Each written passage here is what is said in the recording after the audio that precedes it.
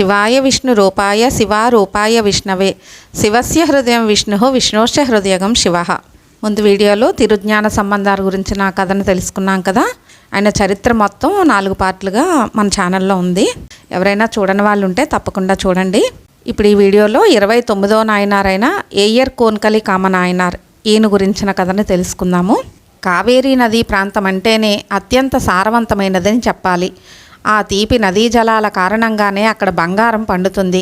అందుకే అక్కడి వారికి ఆకలి దప్పులంటే ఏమిటో తెలియదు. అందులో దక్షిణ దేశంలో అది ప్రసిద్ధి చెందిన చోళ రాజ్యం. ఆ రాజ్యంలో పెరుమంగళం అనే నగరం ఉంది. ఇక్కడి భవన ప్రాకారాలు ఆకాశాన్ని తాకుతున్నాయా అన్నట్టుంటాయి. ఇంకా శత్రుదుర్భేద్యమైన యంత్రాలతో మృత్యుకుహ్వరంలా అనిపిస్తుంది. అక్కడున్న రాజభవంతులపై సైనిక వాహనాలు తిరుగాడుతూ శత్రువుల రాకను పసికడతాయి. ఏ వీధి చూసినా ఎప్పుడూ కలకలలాడుతూనే కనిపిస్తుంది. రాచరికంగా ఎంత బలిష్టంగా ఉంటుందో ఇక్కడ నివసించే ప్రజానీకం కూడా ఆర్థికంగా పరిపుష్టులై అంతే శ్రద్ధాభక్తులతో జీవితాన్ని నేర్పుతుంటారు. ఎంతో ధర్మబద్ధంగా భక్తియుక్తులతో మెలుగుతూ ఉంటారు. దాదాపు ఇక్కడ శివసేవకులు ఎక్కువగా ఉండటం చూస్తే ఇదే ఒక శివపురి అనిపిస్తుంది. అలాంటి పెరుమంగళంలో ఏయ్యర్ కోన్కడ అనే వంశం ఒకటి ఉంది. ఆ వంశీయులు వారి వంశానుగతంగా చోళరాజ్య సేనాధిపతులుగా ఉండి ఎంతో నిస్వార్థ సేవలు అందించడంలో బాగా పేరు పొందారు. అలా పేరు పొందిన వారిలో కలికాముడు ఒకడు. అతడు గొప్ప శివభక్తుడు. ఎంత శివభక్తుడంటే శివుణ్ణి ఎంతగా సేవిస్తాడో శివభక్తుల్ని కూడా అంతే రీతిలో పూజిస్తాడు. కలికాముడు ఇక్కడకు సమీపంలో ఉన్న తిరుపూంగూరుకు వెళ్ళి అక్కడ శివక్షేత్రంలో పరమశివునికి అనేక రీతుల సేవలు చేస్తూ ఉండేవాడు. ఏది సంపాదించినా నిస్వార్థంగా ఆర్జించేవాడు. అదే శివప్రసాదంగా భావించి స్వీకరించేవాడు. అతనికి శివసేవకుడైన సుందరమూర్తి అంటే పరమభక్తి. అతన్ని సాక్షాత్తు పరమశివుని స్వరూపం మాదిరిగానే పూజించేవాడు. అయితే అంతటి పరమశివుని సహచరుడు తిరునావలూరు సుందరమూర్తి సాక్షాత్తు పరమశివుణ్ణే తన ప్రియురాలైన పరవయ్యారు వద్దకు ప్రేమ వ్యవహారాన్ని కుదర్చమని రాయిబారిగా పంపించాడని తెలిసింది. పరవయ్యారంటే పార్వతీదేవి ఇద్దరి ఆంతరంగిక చెలికత్తెల్లో ఒకరైన కమలిని. ఇది సుందరోపాఖ్యానం కథలో మనం తెలుసుకున్నాం కదా. ఆ సుందరోపాఖ్యానం కూడా మన ఛానల్లో 2 పార్ట్లు ఉంది. ఒకవేళ ఎవరైనా ఆ వీడియో చూడని వాళ్ళు ఉంటే ఆ వీడియో చూస్తే మీకు ఈ సుందరమూర్తి గురించిన విశేషాలు తెలుస్తాయి. ఇంకా కథలోకి వెళ్ళిపోదాము. దాంతో కలికామారుకు విపరీతమైన ఆగ్రహం కలిగింది. తిరిగి కలికామారు భావాన్ని పరమేశ్వరుడే తొలగించాల్సి వచ్చింది. అసలు ఆ పరిస్థితి ఎందుకు వచ్చిందో చూద్దాం. నావలూరునాథుడైన సుందరమూర్తి తిరుత్తోండతోహై అనే పదిహాన్ని పాడి తిరువారూరు త్యాగేశుని పాదపద్మాలకు అత్యంత శ్రద్ధాభక్తులతో సమర్పించేవాడు. ఇదే సమయంలో పేరూరులో కుండయూర్ అనే పెద్ద భూస్వామి నివసిస్తూ ఉండేవాడు. అతనికి శివసహచరుడైన సుందరమూర్తి అంటే పరమభక్తి.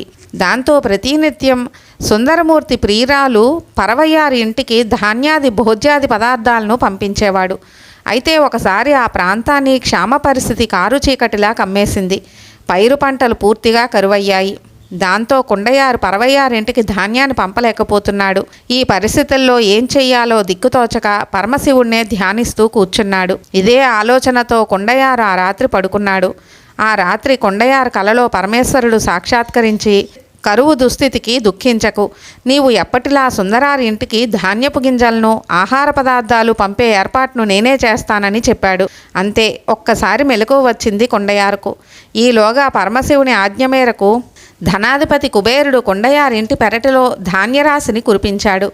కొండయారు పెరటిలోకి వెళ్ళి అక్కడున్న ధాన్యపు పర్వతాన్ని చూసి ఇది ఏ లోకం నుంచి పడిందో అనుకుంటూ ఈశ్వర విలాసాన్ని కొనియాడుతూ కీర్తించాడు. ధాన్యమైతే వచ్చింది, కానీ ఇంత పెద్ద ధాన్యరాశిని పరవయ్యూరు ఇంటికి చేర్చేదలా అనుకుంటూ ఆలోచిస్తూ విషయాన్ని తిరువారూరులో ఉన్న సుందరమూర్తికి తెలియజేసేందుకు అక్కడికి వెళ్ళాడు కొండయారు. అతడు సుందరుణ్ణి చూసేందుకు రావడానికి ముందే ఈశ్వరుడి విషయాన్ని సుందరమూర్తికి చెప్పేశాడు. విషయం తెలియని కొండయారు సుందరమూర్తిని చూసి నమస్కరించి, అయ్యా, కరువు కారణంగా ధాన్యం పంపలేకపోయానని బాధపడితే దయానిధి అయిన మహేశ్వరుడే ధాన్యాన్ని రాశిగా కురిపించాడని చెప్పాడు. ఆ ధాన్యాన్ని తమ ఇంటికి తీసుకురావడం కూడా చాలా కష్టంగా ఉందన్నాడు. అందుకు సుందరుడు చిరునవ్వుతో, విచారం ఎందుకు, నీపై శివకటాక్షం ఉంది, అంతా ఆయనే చూసుకుంటాడు, నిశ్చింతగా ఉండమని కొండయారుతో పాటుగా అతను ఊరొచ్చాడు సుందరమూర్తి. అక్కడ అతని పెరటిలో ఆకాశాన్నంటేలా ఉన్న ధాన్య పర్వతాన్ని చూసి సుందరుడు ఆశ్చర్యనొందాడు. భగవంతుడు తలుచుకుంటే కానిదేముందనుకున్నాడు. ఈ రాశిని పరవయ్యారింటికి పంపించే ఉపాయం ఆ శివుడే చూసుకుంటాడనుకుంటూ ఇక్కడికి సమీపంలో ఉన్న కువలై అనే క్షేత్రంలో నెలకొన్న భూతగణాధినాథుడిని దర్శించి, ఈశ్వర, పద్మపత్రాయతాక్షి అయిన పరవయ్యారును ఆ కరువు స్థితికి కృంగిపోకుండా చూడమని ప్రార్థించాడు. సదాశివ, నిన్ను ధ్యానింతు, వాలినకన్ మరవాల్ వాడి వరుందామే అంటూ దైవాన్ని స్తుతించాడు. అంతా, సుందర, నా భూతగణాలు ఈ రాత్రికి ధాన్యం మొత్తం పరవయ్యారి ఇంటికి చేరుస్తారు అంటూ ఆకాశవాణి ద్వారా శివవాణి వినిపించింది.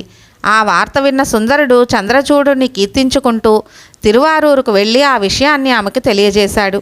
ఆ రాత్రి పరమేశ్వరుని భూతగణాలు కొండయారులోని ధాన్యం మొత్తాన్ని తెచ్చి పరవయ్యారి ఇంటి వద్దే కాక ఆ ఊరి వీధులన్నీ నింపేశారు. తెల్లవారగానే ప్రతి ఇంటి ముంగిటి ముందున్న ధాన్యపు రాశి చూసి ఆశ్చర్యం చెందారు. ఇది సుందరుడు పరవయ్యారు కోసం తెప్పించిందని తెలిసి దాన్ని ముట్టుకునేందుకు కూడా భయపడ్డారు. అప్పుడు సుందరారు ఎవరి ఇంటి ముందున్న ధాన్యాన్ని వారే వాడుకోమని ఊరిలో ప్రకటించాడు. ప్రజలంతా ఆ చాటింపు విని ఎంతగానో సంతోషిస్తూ వాల్మీకనాథుణ్ణి స్తుతించారు. ఇదిలా ఉండగా చోళరాజు సేనాధిపతి అయిన కోట్పిలియారనే శివభక్తుడు తిరువారూరు వచ్చి సుందరమూర్తిని తన ఊరు రమ్మని సాదరంగా ఆహ్వానించాడు. సుందరుడు అతని విజ్ఞాపన విని సంతోషంతో అంగీకరించి క్షేత్రాభిలాషి అయి అనేక శివాలయాలను చూసుకుంటూ కోట్పిలియారు ఊరైన తిరునాట్యత్ కాన్కుడి చేరుకున్నాడు. కోట్పిలియారు సుందరునిపై భక్తి శ్రద్ధలతో ఇంటికి తీసుకువెళ్ళి అతిథి సత్కారాలు చేశాడు. అతని పాదకమలాల్ని శుద్ధ జలాలతో కడిగి నీటిని శిరస్సుపై జల్లుకున్నాడు. అనంతరం సుందరమూర్తికి కమ్మని విందు చేశాడు. ఈ సమయంలోనే అతని ఇద్దరు కుమార్తెలైన సింగడి, వనప్పావైలను పిలిచి, అయ్యా, వీరిద్దరూ నా పుత్రికలు, వీరిని మీ సేవికలుగా అర్పిస్తున్నాను, వారి సేవలు స్వీకరించి నన్ను కరుణించండని ప్రార్థించాడు. సుందరమూర్తి వారిద్దరినీ తన కుడి అంకపీఠంపై కూర్చోపెట్టుకుని వారి శిరస్సు మీద ముద్దు పెట్టుకొని, వీరు నా కుమార్తెలతో సమానమంటూ పుత్రికాభావంతో వారిని ఆదరించాడు. అనంతరం సుందరారు ఆలయానికి వెళ్ళి పరమశివునికి నమస్కరిస్తూ, పరమేశ, నీకు సకలాభరణాలు సర్పాలే, పూన్ ఆన్ అవధువోర్ అరవం అనే పదిహంతో కోట్పిలియారు సేనను అతని పుత్రికల్ని ఆదరించిన విధాన్ని, అతని పుత్రికలకు తాను తండ్రిని అయ్యానన్న విషయాన్ని ఈశునికి తెలియజేశాడు. అక్కడి నుండి వలివళమం అనే క్షేత్ర దర్శనం చేసి తిరువారూరుకు తిరిగి వచ్చి తన ప్రియురాలైన పరవయ్యారు వద్దకు చేరి ఆమె చేరువలో హాయిగా ఉన్నాడు. ఇది తిరువారూరులో ఉత్తర ఫల్గుని ఉత్సవం జరిగే సమయం. అత్యంత వైభవోపేతంగా ఉత్సవం జరుగుతోంది. అయితే ఉత్సవానికి ఎంతమంది భక్తులు వస్తారో అంతమందికి విందు సమర్పించడం పరవయ్యారు అలవాటు. అందుకోసం ధనాన్ని సేకరిద్దామని సుందరారు తిరుపహులూరు వెళ్ళాడు. అక్కడి మహాదేవునికి సాష్టాంగపడి నమస్కరించి, మిమ్ము కీర్తించి ధనాన్ని పొందని పక్షంలో నాకు విచారమే మిగులుతుంది అనే భావం వచ్చేలా పదిహంతో స్వామిని నుతించాడు సుందరారు. ఆ రోజు అక్కడే ఉండి ఆ రాత్రి ఆలయంలోనే పడుకుందాం అనుకున్నాడు. ప్రాంగణంలో ఉన్న ఇటుకలను తలగడగా చేసుకుని ఆ రాత్రి పడుకున్నాడు సుందరారు. తెల్లారింది. సుందరారు నిద్రలేచి తల కింద చూసేసరికి ఆశ్చర్యంగా తాను రాత్రి తలగడగా పెట్టుకున్న ఇటుకలన్నీ బంగారు ఇటుకలుగా మారి కనిపించాయి. ఇది పరమశివుని లీలా విశేషమని గుర్తించాడు సుందరారు. పొగిడితే చాలు ఇచ్చేవారెవరనే భావంతో తమ్మయ్యే పొగలింది అనే పదిహం పాడి ఈశుణ్ణి స్తుతించి బంగారు ఇటుకల్ని అక్కడున్న పనివారితో ఇంటికి తీసుకువెడుతూ మహేశ్వరుడు కొలువైన తిరుపవయ్యూరుకు బయలుదేరాడు. దారిలోనే పరమశివుడు అతనికి చిదంబరంలోని నటరాజమూర్తిగా దర్శనమిచ్చి తరింపజేశాడు. అక్కడి ఆలయంలోని మహాదేవుని దర్శించుకుని తిరువారూరు చేరుకొని ఇటుకలను పరవయ్యారింటికి పంపి సుందరారు వాల్మీకనాథుని ఆలయానికి వెళ్ళాడు. అక్కడ కొన్నాళ్ళుండి అనంతరం పరవయ్యారు ఇంటికి వెళ్ళాడు. ఇక్కడ కొద్ది రోజులుండి తిరిగి క్షేత్ర దర్శనానికి పయనమయ్యాడు సుందరారు. ముందుగా సన్నిలం, వీగి, మహలై తదితర క్షేత్రాలు దర్శించాడు. సుందరుడు ఇక్కడి మహేశ్వరునికి శీతోష్ణ సమదేహ అనే పద్యమాలిక సమర్పించి తిరువీలిమిలనం, తిరునరయూరు, పుత్తూరు చేరుకున్నాడు. ఇక్కడే ఈశ్వరుడు పూర్వం పొగల్తునై నాయనారునకు పడికాసులను ఇచ్చి అనుగ్రహించిన వృత్తాంతాన్ని కీర్తించాడు. అనంతరం ఇక్కడ నుండి తిరువాదుత్తురై వెళ్ళి అక్కడ కోర్చంగచోళుని సేవలందుకున్న ఉమామహేశ్వరుని కీర్తించాడు. అక్కడి నుండి తిరువిడైమరుదూరు వెళ్ళి ఇక్కడి మరుద వృక్షాన్ని ఆశ్రయించి ఉమాధవుణ్ణి దర్శించి అతనిదైన శైలిలో పద్యమాలికలు స్వామి మెడలో అలంకరించాడు. ఇక్కడి నుండి తిరునాగేశ్వరం వెళ్ళి నాగాభరణుణ్ణి సేవించి తిరుసినపురం, సాక్కోటం, తిరుచోట్రుత్తురై, కలైనల్లూరు, కురుముక్కు అంటే కుంభకోణం, వళమంచులి, తిరునల్లూరు. పూర్వం అప్పరు తలపై మహాదేవుడు తన పాదాన్ని ఉంచింది ఇక్కడే. కండియూరు, చోట్రుత్తరై, తిరువయ్యారు, తిరుప్పూందుర్తి తదితర క్షేత్రాలు దర్శించి తిరు ఆలంపులై క్షేత్రం వెళ్ళి అక్కడ ఆ రాత్రి విశ్రమించాడు. ఆ రోజు సుందరిని స్వప్నంలో మహాపాడికి రావాలని లేదా అని పరమేశ్వరుడు తన బాలశివుడి వేషాన్ని చూపించి సుందరార్ను ధన్యుణ్ణి చేశాడు. అప్పటికప్పుడు సుందరుడు నిద్రలేచి కావేరీ నదిని దాటి మహాపాడి చేరుకున్నాడు.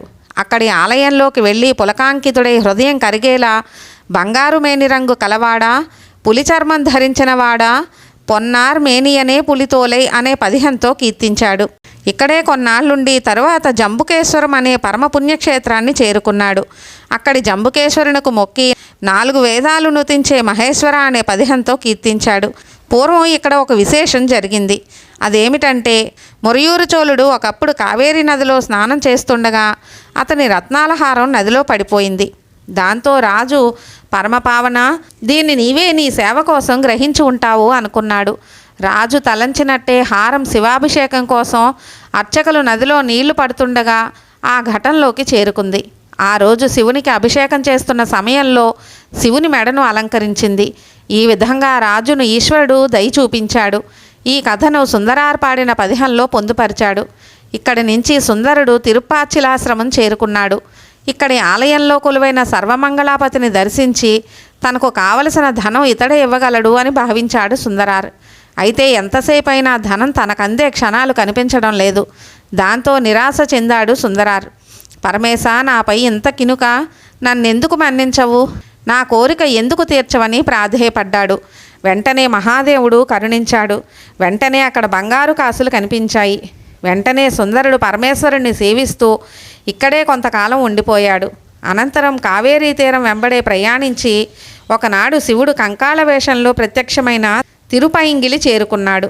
అరణ్యవాస, దారుకావనానికి నీవు భిక్షకుని రూపంలో వెళ్ళినప్పుడు అక్కడి మునిపత్నులు మోహించారు కదా అంటూ కీర్తించాడు. అక్కడి నుంచి కొంగునాడు తదితర శివక్షేత్రాలు చేరాడు. కొంగునాడులోని కొడిముడుక్కోయిల్ దర్శించి శివునికి మొక్కి మదిలో ఎన్నడూ ఈ దైవాన్ని మరిచిపోను, నిత్యం శివ పంచాక్షరినే జపిస్తూ ఉంటానంటూ ఒక పద్యమాలిక సమర్పించాడు. ఇక్కడి నుండి తిరునెరిమూరు వెళ్ళాడు. ఇక్కడ శివుడు సుందరారుకు చిదంబరంలోని కనకసభలో తాండవమాడే రూపంతో దర్శనమిచ్చాడు. ఇంద్రియాదులకు అతీతమైన బ్రహ్మానంద సాగరంలో తేలియాడుతూ తాండవమూర్తి పాదకమలాలకు శిరసు వంచి నమస్కరిస్తూ నటరాజేశ్వరుని చూసే భాగ్యాన్ని పొందిన వారికి ఇక పొందాల్సిందేమీ ఉంటుందని స్తుతిస్తూ ఇక్కడి నుండి పర్వతారణ్యాలు, నదీనదాలు దాటుతూ అనేక క్షేత్రాలు దర్శిస్తూ చివరకు తిరువెంజమాక్కుడలక్ష, కార్కుడి, తిరువారయ్యేట్రాలి, ఇన్నంబరుపురంబయం, తిరువెన్నినల్లూరు తదితర క్షేత్రాలు దర్శించి ఆయా దైవాలకు ప్రణమిల్లి పద్యమాలికలు సమర్పిస్తూ ఆది దంపతుల గలసీమలను అలంకరిస్తున్నాడు. సర్వవ్యాప్తుడైన ఉమాధవుడు కొలువున్న అనేక క్షేత్రాలకు అతని పయనం సాగుతూనే ఉంది. మధ్యలో నర్తకీమణులకు నిలయమైన తిరుక్కుడలయ్యాటూరు సమీపించాడు. కానీ ఊళ్ళోకి వెళ్లకుండా సుందరారు వృద్ధాచలానికి బయలుదేరాడు. అయితే అక్కడికి ఎలా వెళ్లాలో అతనికి తెలియదు. అప్పుడు సాక్షాత్తు పరమశివుడే వృద్ధరూపంతో అతని వద్దకు వచ్చి కనిపించాడు. అప్పుడు సుందరుడు, స్వామి, వృద్ధాచలానికి ఎలా వెళ్ళాలని ప్రశ్నించాడు. అప్పుడు ఆ వృద్ధవేషధారి తిరుక్కుడలయ్యాటూరు దారినే చూపించాడు. అతనితో కొంత దూరం వచ్చి అక్కడి నుంచి ఎలా మాయమయ్యాడో మాయమైపోయాడు. మధ్యలో ఏమయ్యాడో తెలియక సుందరుడు ఊరు వెళ్లకుండా ఉన్నందుకు మహాదేవుడే వచ్చి ఇక్కడికి వచ్చేలా చేశాడనుకుంటూ అక్కడి దైవాన్ని దర్శించి పద్యమాలికలతో అర్చించాడు. అనంతరం వృద్ధాచలం వెళ్ళి అక్కడి ఆలయ గోపురానికి నమస్కరించుకుని లోపలికి వెళ్ళి తను మధ్య నంజీయుడే అంటూ కీర్తించాడు. ఇక్కడ దైవాన్ని కొంత ధనం అద్దెద్దామనుకున్నాడు సుందరార్. వెంటనే భస్మావలిప్త సర్వాంగ మెయ్యై ముట్రపొడి అనే పద్యంతో వృద్ధాచలేశ్వరుని నుతించాడు. తక్షణమే వృద్ధాచలేశుడు అతనికి 12,000 బంగారు నాణాల్ని ఇచ్చాడు. సుందరుడు ఆ ధనాన్ని చూసి, స్వామి, మీరు దయతో ఇక్కడ నాకు ఇచ్చిన బంగారు కాసుల్ని తిరువారూరు భక్తజనం ఆశ్చర్యపోయేలా అక్కడ తీసుకునేలా అనుగ్రహించమని అర్థించాడు. వెంటనే పరమశివుడు, సుందరా, నీవు కోరినట్టు ఈ ధనాన్ని ఇక్కడి మణిముక్తా నదిలో వదిలి తిరువారూరులోని సరోవరంలో తీసుకోమని అశరీరవాణి రూపంలో వినిపించాడు. వెంటనే సుందరుడు పరమేశ్వరుడిచ్చిన కాసుల్లో నుంచి ఒక నాణాన్ని చేతిలోకి తీసుకుని మిగిలిన నాణ్యాల్ని మణిముక్తా నది వద్దకు తీసుకువెళ్ళి అందులో వదిలేశాడు. అనంతరం అక్కడి నుంచి భక్తులతో చిదంబరానికి వెళ్ళాడు. చిదంబరం బయలుదేరిన సుందరుడు మార్గమధ్యంలో శైవక్షేత్రాల్ని దర్శిస్తూ కడంబూరు వెళ్ళి ఆపై చిదంబరం చేరుకొని అక్కడి వీధులకు నమస్కరించి ఆలయ ప్రవేశం చేసి ప్రదక్షిణ నమస్కారాలు చేసి చేతులు జోడించి కన్నుల వెంబడి ఆనంద బాష్పాలు జలజల రాలుతుంటే సుందరుడు ఒక్కొక్క మెట్టు సమీపించి నటరాజు దివ్య పాదపద్మాలకు శిరస్సు వంచి మొక్కుతూ మడిత్తాడుం ఎడి ఐక్కన్ అని కీర్తించాడు. పరమేశ్వరుడు మంచి దారిలో నడిచేవారిని బాధించడు, చెడ్డదారులు తొక్కనివ్వడు అంటూ ఆయన గుణగణాల్ని నుతించాడు. అనంతరం నటరాజు అనుమతి తీసుకుని ఇక్కడి నుండి కోగిడికోయిల్ చేరుకొని నాకు తప్ప ఇతరులకు చూపించిన ముఖ సరోజాన్ని కలిగిన మహేశ్వర అంటూ పదిహంలో కీర్తించాడు. పదిహం ఎంతో భావగర్భితంగా ఉంది. నిన్ను చూసిన వారికి యమబాధ ఉండదు, నరకాదులుండవంటూ ఈశ్వర మహిమను కీర్తిస్తూ ఇక్కడ కొన్ని రోజులున్నాడు. ఇక్కడి నుండి మణివాలం, పాడిక్కారై, కొలిపుత్తూరు, కన్నాటుముల్లూరు, తిరువెల్వికుడి తదితర క్షేత్రాలు దర్శించాడు. కన్నాటుముల్లూరు వెళ్లే సమయంలో సుందరారుకు స్వామి ఉత్సవ విగ్రహ ఊరేగింపు ఎదురొచ్చే అదృష్టం కలిగింది. వెంటనే తూనాన్ మేన్ మలార్ కొన్రాయ్ వల్లవాయ్ అంటూ తనువు మరచి గానం చేశాడు సుందరార్. ఇవన్నీ తిరుగుతూ చివరిగా తిరువారూరు చేరుకొని ఇక్కడి స్వామిని దర్శించి తర్వాత ప్రియురాలు పరవయ్యారింటికి వెళ్ళాడు. యాత్రలు చేసి చాలా కాలానికి వచ్చిన సుందరుణ్ణి చూసి తామరల్లాంటి కన్నులున్న లావణ్యవతి బింబాధరోష్టి పరవయ్యారు వచ్చి సుందరుని పాదాలకు మొక్కి ప్రేమపూర్వక వీక్షణాలతో లోపలికి తీసుకువెళ్ళింది. కొద్ది రోజులు సుందరుడు ప్రియురాలితో హాయిగా గడిపాడు. ఇదిలా ఉండగా ఒకరోజు, ప్రేయసి, గతంలో నాకు వృద్ధాచలేశ్వరుడు కరుణతో అనుగ్రహించిన బంగారు కాసుల్ని అక్కడ మణిముక్తా నదిలో వదిలివేశాను. వాటిని ఇక్కడి ఆలయంలో ఉన్న సరోవరంలో తీసుకువద్దాం పదా అంటూ లేచాడు సుందరారు. ఆ మాట విన్న పరవయ్యారు ఆశ్చర్యపోతూ, స్వామి, అక్కడ నదిలో వదిలివేయడం ఏమిటి, ఇక్కడ సరోవరంలో తీసుకోవడం ఏమిటి, అంతా అయోమయంగా ఉంది అంది నవ్వుతూ. అందుకు సుందరుడు, సుందరి, ఇది పరిహాసం కాదు. విశ్వనాథుని కరుణతో ఆ బంగారు నాణేల్ని ఇక్కడ సరోవరంలో నుంచి తీసి నీకిస్తాను. నన్ను నమ్మి నాతో రా అంటూ ఆమె చేతిని పట్టుకొని వాల్మీకనాథుణ్ణి సేవించి కమలాలయానికి వెళ్ళి ఆ తీరం వద్ద పరవయ్యారును ఉంచి సరోవర జలాల్లో బంగారు నాణేల మూట వెతుకుతున్నాడు సుందరార్. అప్పుడు శివుడు సుందరుని గొంతులో మధురమైన పాట వినాలని ఆశించి బంగారు మూటను కనిపించకుండా చేశాడు. ఒడ్డునున్న పరవయ్యారు సుందరార్ను చూసి, ఇదంతా అయ్యే పని కాదు, ఏటిలో వేసి గుంటలో వెతికితే ప్రయోజనం ఏముంటుంది అని ఎకసెక్కమాడింది. దాంతో అతను, పరమేశ, నా ప్రేయసి నన్ను పరిహసిస్తోంది, నన్ను శోధించకుండా బంగారాన్ని ప్రసాదించమంటూ వృద్ధగిరివాస, వృద్ధాచలంలో కాసులనిచ్చి ఇక్కడ తీసుకొమ్మన్నావు, ఇక్కడేమో ఆమె ముందు నన్ను అవమానిస్తున్నావు, ఇది నీకు తగునా, పోన్ సెయ్యమేని అనీరంటూ శివుణ్ణి పదిహంతో ప్రార్థించాడు. అయినా బంగారం దొరకలేదు. సుందరుడు మరింత వ్యధాభరితుడై, నిన్ను స్తుతింపగానే నెప్పుడు ఉండనుగాదే, ఏతాదు ఇరుందు అరియే కనే మరో పదిహంతో కీర్తించాడు. అంతే, వెంటనే సరోవరం నీటిపై బంగారపు మూట తేలుతూ కనిపించింది. సుందరుడు సంతోషిస్తూ మూట తీసుకుని తీరం చేరుకున్నాడు. బయటకు రాగానే తన వద్దనున్న బంగారు నాణెంతో ఇప్పుడున్న సంచిలోని నాణ్యాన్ని పోల్చి చూశాడు. అయితే మూటలోది స్వచ్ఛమైన పైడి కాదని తేలడంతో తిరిగి మహేశ్వరుణ్ణి వేడుకున్నాడు. వెంటనే మూటలోనివి కూడా అచ్చమైన మేలిమి బంగారు నాణాలుగా మారిపోయాయి. అక్కడి వారంతా ఈ వింత చూసి ఆశ్చర్యపోయారు. ఆ మూటను పరవయ్యారుకు అందించి సుందరుడు వాల్మీకనాథుని సేవించేందుకు ఆలయానికి వెళ్ళి నీ దాసానుదాసుండా అనే పదిహంతో కీర్తించాడు. తర్వాత పరవయ్యారింటికి వెళ్ళి ఆమెతో సుఖించాడు. కొంతకాలం ఇక్కడే ఉండి తిరిగి శివక్షేత్ర దర్శనాభిలాషతో ఇక్కడి దైవం అనుమతి పొంది సుందరుడు తిరునల్లూరు, తిరుమాయానం, తిరుక్కడియూరు వెళ్ళి త్రిపురాంతకుణ్ణి దర్శించి భస్మాపలిప్త దేహ కొడియార్ మేని అనే పద్యమాలిక నల్లి స్వామి గళాన్ని అలంకరించాడు. అనంతరం తిరువలంపురం వెళ్ళి శివునకు మధుర భావోపేతాలైన గీతాల్ని పాడి అలరింపచేశాడు. అనంతరం రత్నాలు, ముత్యాలతో అలంకృతమైన తన తరంగ హస్తాలతో ప్రతి క్షణం రత్నగర్భుడైన సాగరుడు పూజించే మహాదేవుడు కొలువున్న తిరుచ్చాయకాడూరు చేరుకున్నాడు. ఇక్కడ నుండి వరుసగా వలంపురం, తిరువెంగాడు, తిరుననిపల్లి, తిరునండ్రియూరు క్షేత్రాలు దర్శించాడు. ఈ ఊరి ఆలయంలోకి వెళ్ళి పార్వతీపతికి నమస్కరించి మధుర గీతాలాపనతో మహాశివుని కీర్తించాడు. ఇక్కడే ఇంతకు పూర్వం తిరునావుక్కరుసు శివునిపై దాదాపు 4500 పద్యాలు అలవోకగా చెప్పి మెప్పించాడు. అలా అప్పారుతో చెప్పించిన పరమశివుని మహిమను కీర్తిస్తూ ఒక పద్యమాలికను ఆసువుగా పాడాడు సుందరార్. ఇక్కడ కొంతకాలం గడిపి తిరునీడూరు, తిరుప్పుంగూరు, తిరుక్కోలక్క క్షేత్రాలు సందర్శించాడు. ఈ క్షేత్రం చేరుతుంటే మధ్యలోనే పరమేశ్వరుడు సుందరారుకు దర్శనమిచ్చాడు. ఇక్కడే పూర్వం జ్ఞానసంబంధునికి బంగారు చిరుతలను ప్రసాదించిన పరమేశ అంటూ పదిహంలో కీర్తించాడు సుందరారు. అనంతరం సుందరారుకు జ్ఞానసంబంధుని జన్మస్థలమైన శీర్గాలికి వెళ్ళి ఆ మహానుభావుణ్ణి దర్శిద్దామనే కోరిక పుట్టి అక్కడికి వెడదామనుకున్నాడు. అయితే ఎడతెగకుండా క్షేత్ర దర్శనం చేస్తున్న సుందరారు బాగా అలసిపోయాడు. ఆకలి బాధ కూడా దీనికి తోడైంది.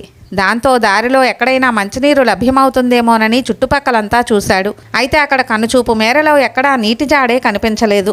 భక్తుని బాధ తెలుసుకున్న భవానీపతి జలంతో నిండిన ఒక కలశాన్ని, అన్నం మూటను తీసుకుని సుందరుడు వచ్చే మార్గంలో ఒక విప్రవేషధారి అయి ఎదురు చూస్తూ నిలుచున్నాడు. భక్తుల బాధలు తీర్చడం భగవంతుని కర్తవ్యం. అందుకే వెంటనే మహాదేవుడు అలా అన్నం పట్టుకుని సాధారణ వ్యక్తిలా తన భక్తుని కోసం వేచి ఉన్నాడు. దారిలో నిట్టూరుస్తూ సుందరారు నెమ్మదిగా నడుస్తూ వస్తున్నాడు. అక్కడో చలువ పందిరి కనిపించి ఇతనికి ఆనందాన్ని చేకూర్చింది. దాంతో సుందరుడు తన వెంట ఉన్న భక్తులతో ఆ చలువ పందిరిలోకి ప్రవేశించి అక్కడున్న విప్రోత్తమునికి నమస్కరించి, అయ్యా, ఎడారిలో ఒయాసిస్సులా మీ దర్శన భాగ్యం మాకు లభించి సేద తీర్చింది అంటూ అతని చెంత నిలుచున్నాడు. వెంటనే ఆ విప్రుడు అతన్ని చూస్తూ, అయ్యా, బాగా అలసినట్టున్నావు, నా వద్ద నీరు, ఆహారం కూడా ఉంది, స్వీకరించి సేద పొందమని చెప్పాడు. వేదవిధుడైన విప్రోత్తముడిచ్చే ఆహార పానీయాలను కాదని కాలదన్నుకోవడం ఎందుకనుకుంటూ భక్తులతో కలిసి తాను కూడా తృప్తిగా వాటిని ఆరగించాడు సుందరారు. ఆ విప్రోత్తముని కరుణాకటాక్షంతో ఇంకా అన్నం మిగలడంతో అక్కడికి వచ్చిన వారందరికీ కూడా దాన్ని పంచి వారిని తృప్తిపరిచాడు. జఠరాగ్ని శాంతపరిచిన అన్నపూర్ణేశ్వరుణ్ణి మనసారా స్తుతించాడు. కడుపు నిండా భుజించడంతో వారందరికీ భుక్తాయాసంతో మత్తు వచ్చింది. దాంతో వారంతా కొద్దిసేపు అక్కడే చల్లని నీడలో విశ్రమించారు. వారలా నిద్రించే సమయంలోనే విప్రోత్తముడు అక్కడి నుంచి మాయమైపోయాడు. వారంతా లేచి చూసేసరికి అక్కడ చలువ పందిరి లేదు, విప్రోత్తముడు లేడు. ఇదంతా శివలీలగా భావించి మహాదేవుణ్ణి కీర్తించుకుంటూ తిరుకురుక్కావూరు వెళ్ళి అక్కడి శివాలయంలో ప్రవేశించి అమృతేశ్వర స్వామికి మొక్కి అక్కడి నుండి జటాధారి గంగాధరుని సేవించుకునేందుకు తిరుక్కాలిపాలై, చిదంబరం, తిరుత్తినై మానగర్ తదితర క్షేత్రాలకు వెళ్ళి అక్కడున్న శివయ్యలను దర్శించుకున్నాడు. అనంతరం సుందరుడు తొండమండలం వెళ్ళి అక్కడున్న అనేక పుణ్యస్థలాలను చూసుకుంటూ అనేక నదీ తీరాల్ని, పుష్పోద్యానవనాలతో నిండిన పర్వతాలను దాటి తిరుక్కలక్కుండ్రం చేరుకున్నాడు. ఇక్కడి భక్తులంతా సుందరునికి భక్తిపూర్వక స్వాగతం పలికారు. వారితో కలిసి ఆలయంలోకి వెళ్ళి పరమశివునికి సాష్టాంగ నమస్కారం చేసి మొక్కుకున్నాడు. ఇక్కడ కొన్ని రోజులుండి తిరుకచ్చూరు వెళ్ళి చంద్రమౌళీశ్వరుణ్ణి సేవించుకున్నాడు. సూర్యుడు నడినెత్తికి చేరుకున్నాడు. ఎండ మండిపోతోంది. ఎండకు తోడు కడుపులో కూడా ఆకలి మండిపోతోంది. ఇక్కడ ఇంకా శివునికి నైవేద్యం జరగలేదు. నైవేద్యం పెట్టే అర్చకులు కూడా ఇంకా పదార్థాలను తీసుకురాలేదు. దాంతో వేళ మించిపోతోందని సుందరుడు బాధపడిపోతున్నాడు. ఏమనుకున్నాడో ఏమో, దయాద్ర హృదయుడైన శివయ్య తన నైవేద్యం కోసం తానే స్వయంగా భిక్షాపాత్ర చేకొని వైదిక బ్రాహ్మణ వేషధారి అయి ఊళ్ళోని ప్రతి ఇంటికి వెళ్ళి భవతి భిక్షాందేహి అంటూ భిక్ష తెచ్చి సుందరుణ్ణి సమీపించి, అయ్యా, నీవు ఆకలితో వేగిపోతున్నట్టున్నావు, ఇదిగో ఈ ఆహారాన్ని శివునికి నైవేద్యం పెట్టి దాన్ని ప్రసాదంగా స్వీకరించి నీ క్షుద్బాధ తీర్చుకో అన్నాడు. సుందరారు ఆశ్చర్యపోతూ భిక్షకుణ్ణి, అతని వేషధారణను చూసి సాక్షాత్తు పరమేశ్వరునిగానే భావించి, ఇది సాక్షాత్తు నా కైలాసవాసుని ప్రసాదమే, ఇంకా వేరే నైవేద్యం పెట్టడం ఎందుకని ఆ పాత్రలోని ఆహారాన్ని కళ్ళకద్దుకుని మరీ ఆనందంగా స్వీకరించాడు సుందరారు. చిత్రంగా వెంటనే భిక్షకుడు అక్కడి నుండి అంతర్ధానమయ్యాడు. అప్పుడు సుందరుడు, ఈశ్వర, కేవలం నా కోసం, ఆకలి తీర్చడం కోసం నీవు స్వయంగా భిక్షపాత్ర గైకొని ఇల్లిల్లు తిరిగి ఆహారాన్ని సేకరించుకుని వచ్చావా? నీ కరుణను ఏమని పొగడను? ముదువాయోరి అంటూ దయాంతరంగుని దయా స్వభావాన్ని కీర్తించాడు సుందరారు.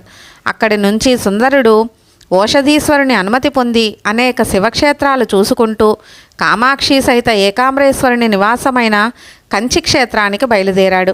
కాంచీపుర సరిహద్దులోకి ప్రవేశించగానే అక్కడి వారంతా ఆనందంతో పూర్ణకుంభాలతో ఎదురువచ్చి భక్తిపూర్వక ఆహ్వానం పలికారు. సుందరార్ వారందరికీ ప్రత్యభివాదనం చేస్తూ ఏకామేశ్వరాలయంలోకి వెళ్ళి ముమ్మారు ప్రదక్షిణం చేసి గర్భాలయంలో కొలువుదీరిన శ్రీ కామాక్షి సేవిత ఏకామ్రనాథుణ్ణి భక్తిభావాతిశయంతో పరవశుడై కీర్తించాడు. ఇక్కడే కొద్ది రోజుల పాటు ఉండి ఏకాంబరేశ్వరిని సేవించుకుంటూ పద్యమాలికల్ని కట్టి పరమేశ్వరిని గలసీమలో అలంకరిస్తున్నాడు. ఇక్కడే ఉండి కామక్కొట్ట, తిరుమెట్రలి, ఓనకాంటంట్రిలి, తిరుకచ్చి కావడం, తిరునంగాట్టూరు, తిరుమాక్వలూరు, తిరువల్లములం తదితర క్షేత్రాల్ని దర్శించాడు.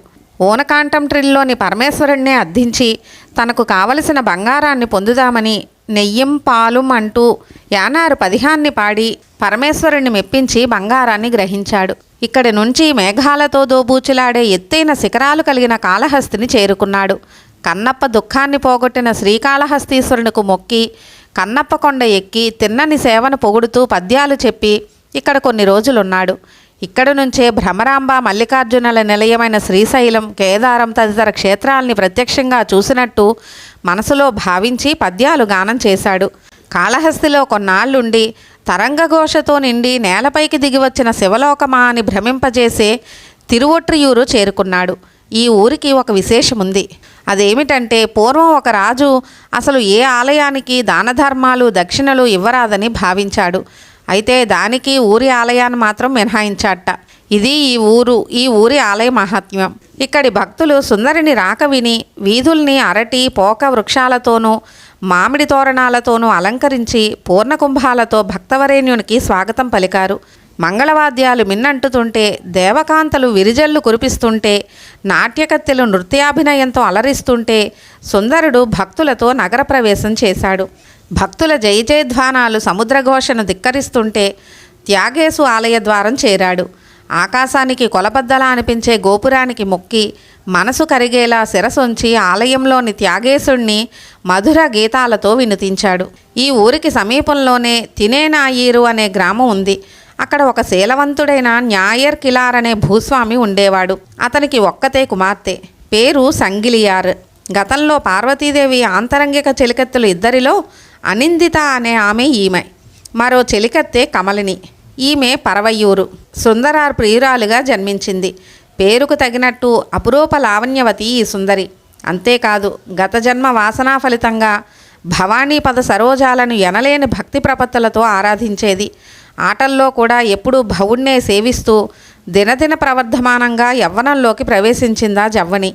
అసలే సౌందర్య రాశి, దానికి తోడు యవ్వన ప్రాయం. ఇక చెప్పేదేముంది, అందరి కళ్ళు ఈ సుందరి మీదే. అందంలో రంభ, ఊర్వశి, తిలోత్తమాదులను తలపించేది. పెళ్ళీడు వచ్చిందనుకున్నాడు తండ్రి. త్వరలో కుమార్తెకి వివాహం చేద్దామనుకున్నారు తల్లిదండ్రులు.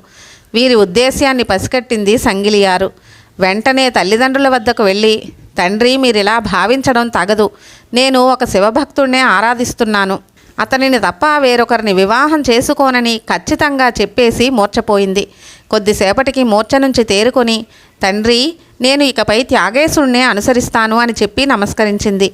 ఆ మాట విని వారు ఆశ్చర్యపోయారు. అయితే ఈ విషయాన్ని ఎవరికీ తెలియజేయలేదు. అయినప్పటికీ సన్నిహిత బంధువుల్లో ఒకరు సంగిలియారు భావం తెలియక ఆమెను వివాహం చేసుకుందాం అనుకున్నాడు. అంతే, ఆ తలంపు అతనికి రావడమేమిటి, వెంటనే అతని ప్రాణం పోవడమేమిటి ఒకేసారి జరిగిపోయాయి. సంగిలియారు తండ్రికి ఈ విషయం తెలిసింది. నా కుమార్తెను పెళ్లి చేసుకుందామనుకున్న వారంతా ఇలానే అవుతారేమోనని భయపడ్డాడు. ఇక తప్పదని ఈ విషయాన్ని కులపెద్దలకు చెప్పాడు. దాంతో వారంతా సంగిలియారును దైవాంశ సంభూతురాలుగా భావించారు. సంగిలియారు మాత్రం నిత్యం శివస్మరణలోనే గడిపేది. చేసేది లేక తల్లిదండ్రులు కుమార్తెను తిరువొట్రియూరు తీసుకువెళ్ళి అక్కడ ఒక కన్యకామఠాన్ని కట్టి అందులో ఉంచి శివనామజపంతో కాలం గడపమని గుండెల్లో బాధను అణుచుకుంటూ ఇంటికి వెళ్ళిపోయారు. ఎప్పుడు చూసినా శివారాధన తప్ప అన్యం తెలియకుండా రోజులు గడుపుతోంది సంగిలియారు. కాలచక్రం గిర్రున తిరుగుతోంది. ఒకరోజు శివసేవాధురంధరుడైన సుందరమూర్తి త్యాగేశుణ్ణి సేవించేందుకు ఆలయానికి వచ్చాడు. యథావిధిగా పద్యమాలిక సమర్పించి అక్కడి నుంచి ఆలయంలోని పుష్పమండపానికి వచ్చాడు. ఇదే మండపంలో ఇతర భక్తులతో పాటు సంగిలియారు కూడా భక్తి, ప్రేమ, దారంగా పంచాక్షరి మంత్రాన్ని పుష్పాలుగా చేసి మాలగా అల్లి పరమేశ్వరుని పదకమలాలకు సమర్పిద్దామని అప్పుడే తెర తీసుకుని ఆలయంలోనికి వచ్చింది. అదే విద్యుల్లతలా సుందరుని కళ్ళ ముందు మెరిసింది. నిరంతరం ఈశ్వర పద ధ్యానంతో నిండిన సుందరుని మనసు ఒక్కసారిగా జల్లుమంది. జన్మాంతర సౌహార్ద్రత తలుపునకు వచ్చింది. పూర్వం కైలాసంలో శివదాసునిగా ఉన్న సమయంలో మనసు పడ్డ అనిందితే ఈమె అని అప్పుడు అతనికి తెలియదు. ఏమైనా దారాన గుచ్చని ముత్యం, తుమ్మెదలు చేరని పుష్పంలా ఉన్న సంగిలార్ను చూసిన సుందరుని మనస్సు కళ్ళెం తెగిన గుర్రంలా పరుగెత్తసాగింది. అతడు విరుతూపుల మధ్య చిక్కి వేగిపోతున్నాడు. కుసుమాయుధుని దాటికి ఓర్వలేక ఆలయం బయటకు వచ్చి ఇప్పుడు కనిపించింది కనువిందు చేసిన అపరంజి బొమ్మ ఎవరని అక్కడి వారిని అడిగాడు. ఆమె ప్రతినిత్యం శివపూజకి అంకితమైన శివభక్తురాలు సంగిలియారని వారు తెలియజేశారు. సుందరమూర్తి గతంలో పార్వతీదేవి చెలికెత్తలు ఇద్దరిపైన మనసు పడ్డాడు. అందులో ఒక ఆమె పరవయ్యారు, వేరొకరు సంగిలియారు. వారిరువురూ కూడా ఇతనిపై మక్కువ పడ్డారు. ఆ కారణం వల్లనే ఈ ముగ్గురు భూలోకంలో జన్మించాల్సి వచ్చింది. మొత్తానికి ప్రస్తుతం సంగిలియారు సుందరుని మనసు దోచేసింది. పరమశివుని కరుణతో సంగిలియారును తన దాన్ని చేసుకోవాలనే తలంపు అధికమైంది సుందరార్కు. ప్రతిరోజు ఆలయానికి వస్తూ ఉండేవాడు. వచ్చిన ప్రతిసారి, త్యాగేశ, ఎడమ భాగంలో పార్వతిని, తలపై గంగమ్మను భరించే నీవు పుష్పమండపంలో నేను చూసిన శృంగారలలామను నా పరం చెయ్యమని వేడుకుంటున్నాను అంటూ తన కోరికను విన్నవించుకునేవాడు. ఇవేమీ పట్టని భాస్కరుడు మాత్రం ఉదయం నుంచి అప్పటి వరకు తిరిగి తిరిగి అలసిపోయి పశ్చిమాద్రికి చేరేందుకు ఆసన్నమవుతున్నాడు. సూర్యుని విధిని ఇక నేను నిర్వర్తిస్తానంటూ ఆకాశంలో చంద్రుడు ఉదయించడానికి ఆయుత్తమవుతున్నాడు. చీకటి ముసురుకుంటోంది. చంద్రుడు ఆ చీకటిని తరుము కొట్టేందుకు వెన్నెల దీపాల్ని వెలిగిస్తున్నాడు.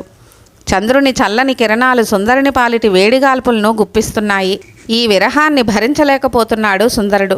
భక్తుని విరహాన్ని చూడలేకపోతున్నాడు ఉమామహేశ్వరుడు. ఆ రోజు రాత్రి సుందరుని స్వప్నంలో సాక్షాత్కరించి, భక్త బాధపడకు, తప్పక నీ కోరిక తీరుతుంది. తపస్వి అయిన సంగిలియారు నీవు కోరినట్లు నీదవుతుంది. నీ పరం చేస్తాను అంటూ అభయమిచ్చాడు. ఇదే రోజు రాత్రి సంగిలియార్ స్వప్నంలో కూడా విప్రవేశంలో కనిపించి, తపస్విని, నాకెంతో ప్రియమైనవాడు, నీవు కోరిన శివపూజా దురంధరుడు, నా దాసానుదాసుడైన సుందరుడు నిన్ను వివాహం చేసుకుందామని అనుకుంటున్నాడు. నీవు అతగాణ్ణి చేరి సుఖాలు పొందమని ఆజ్ఞాపించాడు. వెంటనే సంగిలియారు, పరమేశ్వర, మీరు ఆదేశించినట్టు చేస్తాను. కానీ అతనికి ఇంతకు ముందే వివాహమైనవాడు. అతనిది తిరువారూరు. అక్కడికి వెళ్లకుండా ఉండగలడా? అలా అయితే నేనేమవ్వాలి అని విన్నవించుకుంది. అప్పుడు త్యాగేశుడు సంగిలియార్ను ఓదారుస్తూ, బాలామణి, సుందరుడు నిన్ను విడిచి వెళ్లకుండా నేను చూస్తానని చెప్పి సుందరుణ్ణి సమీపించి, దాసగ్రేశ్వర, నీవు సంగిలియారును చేపట్టాలంటే ఆమెనెప్పుడూ విడిచిపెట్టి ఉండకూడదు. అది నీకు సమ్మతమేనా అని అడిగాడు. వెంటనే సుందరుడు, దేవాదిదేవా, మీ ఆనతి నాకు శిరోధార్యం. మీరు చెప్పినట్టు చేసేందుకు సిద్ధంగా ఉన్నానన్నాడు. త్యాగేశుడు నవ్వుతూ, నువ్వు వెంటనే ఆమె వద్దకు వెళ్ళి నేను నిన్ను విడిచి ఎక్కడికి వెళ్ళనని ప్రతిజ్ఞ చెయ్యమని సుందరుణ్ణి ఆదేశించాడు. అప్పుడు సుందరుడు, ఈశ్వరా, నేను సంగిలియారును తీసుకుని నీ ఎదుట ప్రమాణం చేస్తాను. ఆలయం వెనుక ఉన్న పొగడ చెట్టు వద్దకు వచ్చి ఉండవలసింది అని అభ్యర్థించాడు. శివుడు అందుకు అంగీకరించాడు. ఆ రాత్రి సంగిలియారు కలలో కనిపించి, పుత్రి, సుందరుడు ఆలయంలో ప్రతిజ్ఞ చేస్తానంటున్నాడు. అప్పుడు నీవు ఆలయంలో కాదు, అక్కడున్న పొగడ చెట్టు వద్ద చెయ్యమని చెప్పు అన్నాడు. అందుకు ఆమె సంతోషంతో అంగీకరించింది. తెల్లవారింది. సంగిలియారు స్నేహితురాళ్లతో కలిసి ఆలయానికి వెళ్ళింది. సుందరమూర్తి కూడా శివాజ్ఞ మేరకు ఆలయంలోకి వెళ్ళి సంగిలియారు కోసం ఎదురు చూస్తున్నాడు. మెల్లమెల్లగా ఆమె సుందరారును చేరి శివుడు చెప్పినట్టు పొన్న చెట్టు వద్దకు రమ్మని తెలిపింది. సుందరారు మనోభీష్టం కూడా అదే కాబట్టి ఆనందంగా ఒప్పుకొని ఇద్దరూ అక్కడికి వెళ్ళారు. చెట్టుకు ముమ్మారు ప్రదక్షిణ చేసి, నేను ఈ ఊరు సంగిలియారు హస్తాన్ని విడిచి ఎక్కడికి వెళ్ళనని ప్రతిజ్ఞ చేశాడు సుందరార్. పరమశివుడు ఆ ఊళ్ళోని కళ్యాణ బ్రహ్మలకు, ఊరి పెద్దలకు, భక్తులకు కలలో కనిపించి, విప్రోత్తములారాం, మీరంతా సంగిలియారు సుందరుల వివాహాన్ని శాస్త్రయుక్తంగా నిర్వహించమని ఆదేశించాడు. దాంతో వివాహానికి కావలసిన వస్తువుల్ని సిద్ధం చేసి మంగళతూర్యాలు మోగుతుంటే వేదోక్తంగా కళ్యాణం జరిగింది. పెళ్ళైన వెంటనే సుందరుడు అక్కడి శివాలయానికి వెళ్ళి దైవదర్శనం చేసుకున్నాడు. అనంతరం దేవకాంతల్ని తలపించే సంగిలియారుతో ఆమె అందాలను ఆస్వాదిస్తూ ప్రణయ వీధుల్లో విహరిస్తున్నాడు. అయినప్పటికీ అతడు శివధ్యాసను మాత్రం విస్మరించలేదు. సుందరుడు ఈ విధంగా లౌకిక సుఖభోగాల్లో తేలియాడుతుండగానే మధుమాసం ప్రవేశించింది. అగస్త్యాద్రి నుండి మెల్లని చల్లని మలయ పవనాలు మేనుకు ఆహ్లాదాన్ని అందిస్తున్నాయి. ఆ పిల్లతెమ్మెరలు దక్షిణ దిశగా ఉన్న చందనోద్యాన వనాల మీదుగా పయనిస్తూ సుగంధ పరిమళాల్ని మోసుకొస్తూ కొత్త దంపతుల్ని ఆనంద పారవస్యంలో ముంచి తేలుస్తున్నాయి. ఈ సమయంలో సుందరుడికి తిరువారూరులో జరిగే వల్మీకనాథుని వసంతోత్సవ దృశ్యాలు మదిలో కదలాడాయి. అది చూడలేకపోతున్నానని ఎంతగానో దుఃఖించాడు. తిరువారూరు వల్మీకనాథ, ఇలా ఎన్నాళ్ళు నీ సన్నిధి విడిచి ఉండాలి? నా దైవమా, ఎత్తనైనాల్ పిరిందిర్కే ఎన్నారూర్ ఇరైవనయే అనే అనుపదిహంతో విన్నవించుకుంటున్నాడు. వాల్మీకనాథుణ్ణి చూడాలనే ఆకాంక్ష రోజురోజుకు పెరిగిపోతోంది. ఏమైతే అదే అయిందని ఒకరోజు సంగిలియారు ఊరు విడిచి తిరువారూరు బయలుదేరాడు. ఊరి శివారుకు ప్రవేశించాడు. సంగిలియారుకు చేసిన శపథాన్ని అతిక్రమించిన దోషం వల్ల సుందరుని దృష్టి నశించింది. కన్నులు కనిపించక మూర్ఛపోయాడు సుందరుడు. తప్పు తెలిసింది, మన్నించమని వేడుకున్నాడు. అయినా ఫలితం శూన్యం.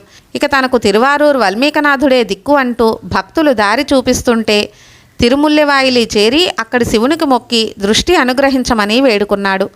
అక్కడి నుండి తిరువెన్బాకం వెళ్ళి అక్కడ కూడా అర్థించాడు. అక్కడ పరమేశ్వరుడు సుందరారుకు జాలితో ఒక ఊతకర్రను అందించాడు. దాని సాయంతో కారైకాలమ్మ తలతో నడిచిన తిరువాలంగదారు వెళ్ళి పరమేశ్వరుని పరిపరి విధాలా ప్రార్థించాడు. ఇక్కడి నుంచి కంచి వెళ్ళాడు. ఇక్కడ కామాక్షి సైత ఏకాంబరేశ్వరుని దర్శించి అసాధ్యాలను సుసాధ్యం చేసిన నీకు నాకు చూపును అనుగ్రహించడం పెద్ద కష్టమేమీ కాదు, కరుణించి కన్నులియ్యమని మనసారా వేడుకున్నాడు. కామాక్షి మనోహరుడు కరుణతో ముందుగా సుందరునికి ఎడమ కంటి చూపు ప్రసాదించాడు. పరమేశ్వరుని కృప వల్ల కనీసం ఒక కంటి చూపైనా వచ్చిందని ఆనందపరవశుడై వాల్మీకనాథుణ్ణి కీర్తిస్తూ తొండమండలం దాటి చోళదేశం ప్రవేశించి తిరునెల్యాల్ ఆరత్తురై దర్శించి కావేరిలో స్నానం చేసి తిరువానడుదురై తిరుత్తూరి వెళ్ళాడు. తిరుత్తూరీశ్వరుణ్ణి కంటిచూపు కోసం అభ్యర్థించగా ఈ ఆలయం కొలనులో స్నానం చెయ్యి అంటూ అశరీరవాణి వినిపించింది. సుందరుడు అలాగే చేసి అక్కడి నుండి తిరువారూరు చేరుకున్నాడు. సుందరుడు ఒంటి కంటితోనే తిరువారూరు చూసి నేలపై సాష్టాంగపడి ఉషోదయంలో భక్తులు ఎదురు వస్తుంటే వారిని దయతో చూసే పార్వతీ మనోహర అంటూ కీర్తించాడు. ఆలయంలో వాల్మీకనాథుని చూసి పరవశుడై దుఃఖంతో దాసునిపై దయ చూపించుదేవా, కుడి కంటి చూపు కూడా ప్రసాదించి నీ భక్తపరాధీనత ప్రకటించు పరమేశ అంటూ దాస్యభావంతో గానం చేశాడు. వెంటనే వాల్మీకనాథుడు దయతో సుందరిని కుడికంటి చూపు కూడా అనుగ్రహించాడు. ఆనంద పారవస్యంలో తేలిపోయి నృత్యం చేశాడు సుందరార్.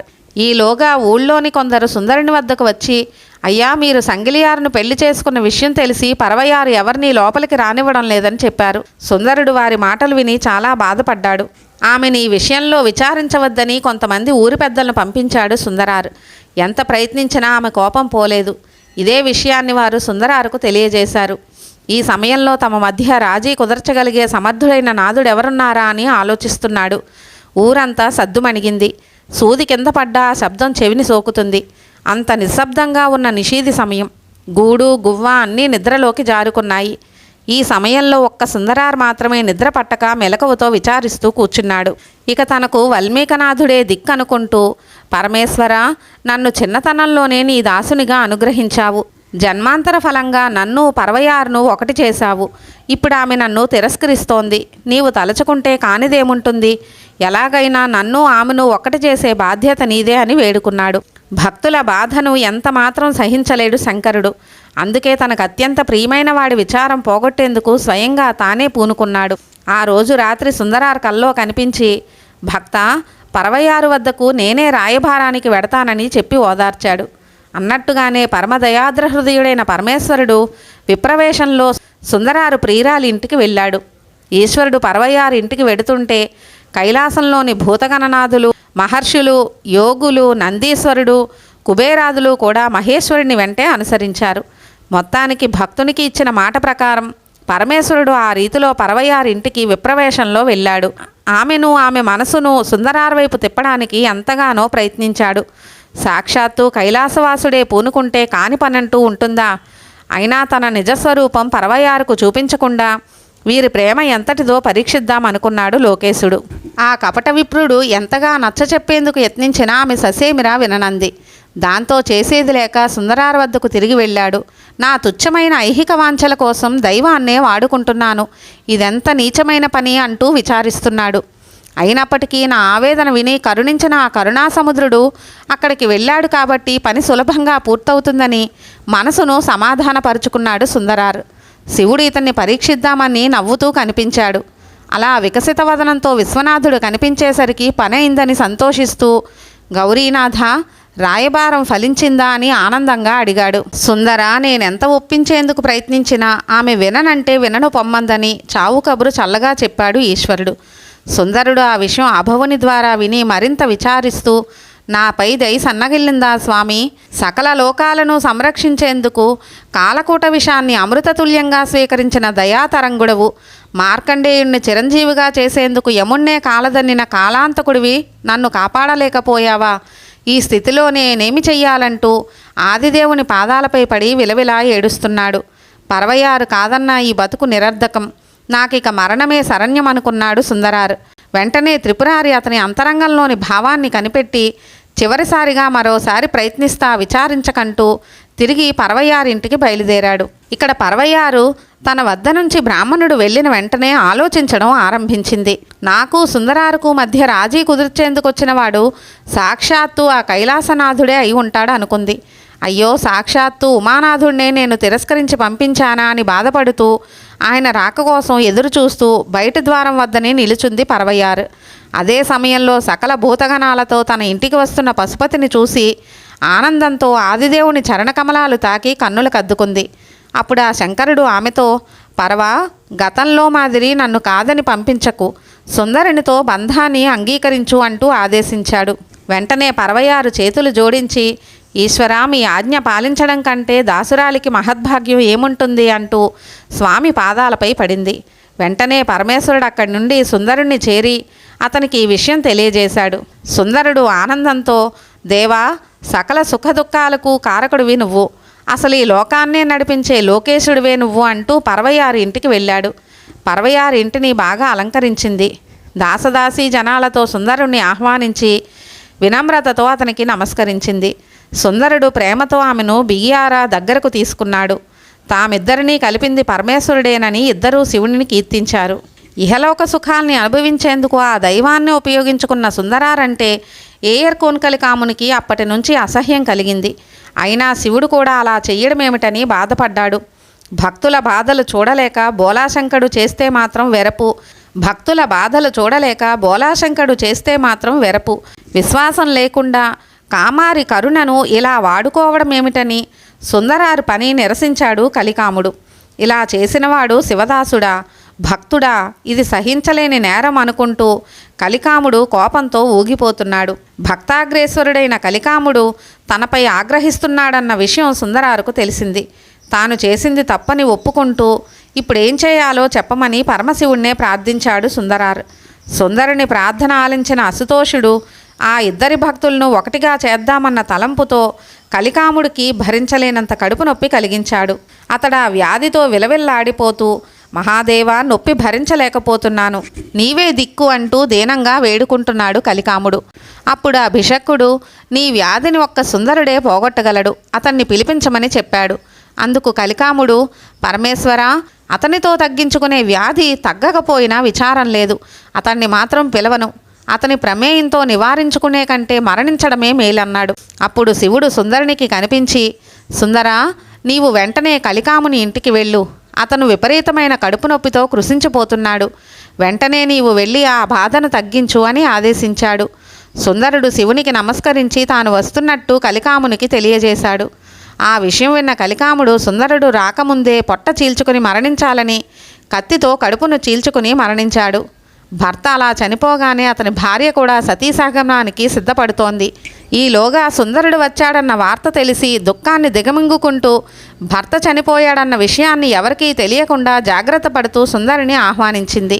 సుందరుడు ఆమెను చూసి, అమ్మా, నీ భర్త వ్యాధిని పోగొట్టేందుకు వచ్చాను అన్నాడు. అయ్యా, నా భర్త లోపల నిద్రిస్తున్నాడంది. అయినా చూస్తానంటూ లోపలికి వెళ్ళాడు సుందరుడు. అక్కడ కలికాముడు పేగులు తెగి రక్తపు మడుగులో ఉండడం చూసి ఆశ్చర్యంతో ఇది ఎలా జరిగిందంటూ అక్కడ పడి ఉన్న కత్తిని తీసి చేత్తో పట్టుకున్నాడు. ఇంతలో మహాదేవుని కటాక్షంతో కలికాముడు నిద్రలేచినట్లు లేచి జరిగింది తెలుసుకుని సుందరుని చేతులు పట్టుకుని క్షమించమంటూ నమస్కరించాడు. దేవతలు పుష్పవృష్టి కురిపించారు. వారిద్దరూ ఆప్యాయతతో కౌగిలించుకున్నారు. ఇద్దరూ కలిసి తిరుప్పుంగూరు ఆలయానికి వెళ్ళి శివుణ్ణి కీర్తించారు. అనంతరం సుందరుడు కలికామునితో కొద్ది రోజులు గడిపి అక్కడి నుండి అతనితో కలిసి తిరువారూరు వచ్చి వాల్మీకనాథుని సేవించుకుంటూ ఇక్కడ ఉండిపోయాడు. కలికాముడు సుందరునితో కొంతకాలం ఉండి అతని అనుమతితో కైలాసనాథుని సన్నిధికి చేరుకున్నాడు. విన్నారు కదా, ఏయర్కోన్కలి కామనాయనార్ కథని. మరొక వీడియోలో తిరుమూల నాయనార్ ఈయన గురించిన కథను తెలుసుకుందాము.